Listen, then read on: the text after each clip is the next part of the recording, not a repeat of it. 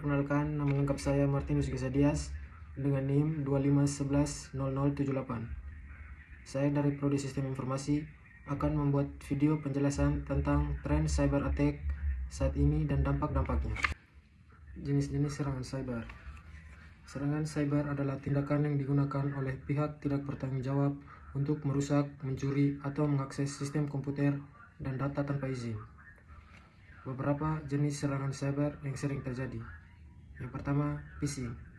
Phishing merupakan upaya penipuan melalui email, pesan, atau website palsu untuk mencuri data pribadi seperti password, PIN, dan informasi rekening. Yang kedua, malware. Malware adalah perangkat lunak berbahaya yang dibuat untuk merusak sistem komputer, contohnya virus, worm, trojan, dan spyware. Yang ketiga, ransomware. Ransomware mengunci data korban dan meminta tebusan agar data dapat dibuka kembali. Yang keempat, DDoS atau Distributed Denial of Service. Serangan ini dilakukan dengan membanjiri server menggunakan trafik berlebihan sehingga sistem menjadi lambat atau tidak dapat digunakan. Yang kelima, SQL injection. Serangan terhadap database dengan memasukkan kode berbahaya pada sistem website untuk mencuri atau mengubah data. Yang keenam, man in the middle. Penyerang menyadap komunikasi antara dua pihak untuk mencuri informasi penting. Yang kedua, dampak atau impact dari cyber attack. Cyber attack dapat memberikan dampak besar terhadap individu, perusahaan, maupun pemerintah. Beberapa hal yang dapat terjadi adalah kehilangan data penting, kerusakan sistem komputer, gangguan operasional bisnis, penurunan kepercayaan pelanggan, kebocoran informasi pribadi, kerugian finansial, dan gangguan layanan publik. Serangan cyber juga dapat menyebabkan aktivitas perusahaan berhenti sementara sehingga produktivitas menurun. Yang ketiga, dampak ekonomi. Serangan cyber menimbulkan kerugian ekonomi yang sangat besar, antara lain yang pertama, kerugian finansial. Perusahaan harus mengeluarkan biaya besar untuk memperbaiki sistem dan memulihkan data. Yang kedua, penurunan pendapatan. Saat sistem terkena serangan, aktivitas bisnis dapat terganggu sehingga pendapatan menurun. Yang ketiga, biaya keamanan tambahan. Perusahaan perlu membeli software keamanan, meningkatkan infrastruktur, dan melatih karyawan. Yang keempat, hilangnya kepercayaan konsumen.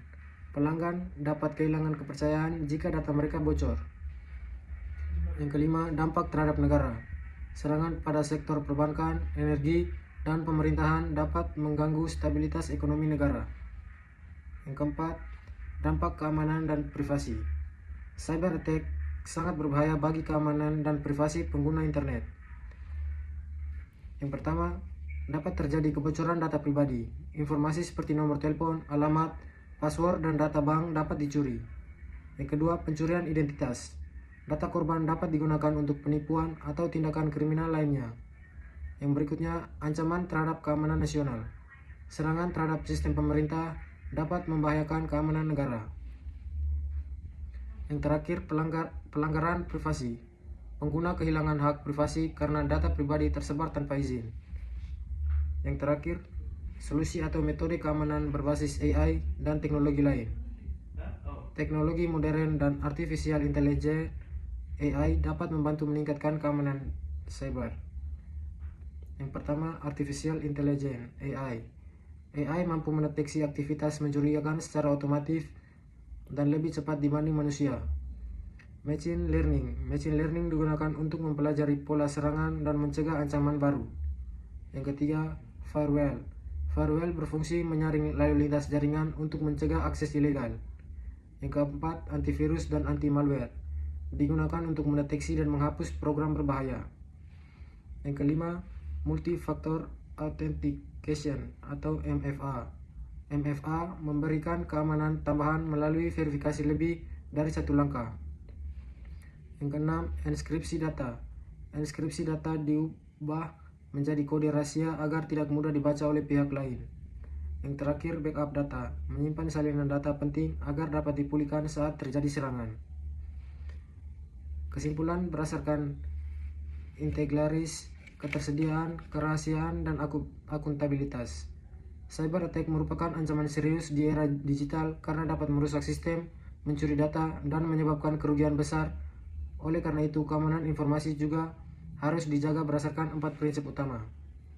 Prinsip yang pertama adalah integrity atau integritas. Data harus tetap akurat dan tidak boleh diubah oleh pihak yang tidak berwenang. Yang kedua, availability atau ketersediaan. Sistem dan data harus selalu tersedia dan dapat diakses oleh pengguna yang sah. Yang ketiga, confidentiality atau kerahasiaan. Informasi penting harus dilindungi agar tidak bocor kepada pihak lain. Yang keempat, accountability atau akuntabilitas. Setiap aktivitas dalam sistem harus dapat dipertanggungjawabkan dan dilacak.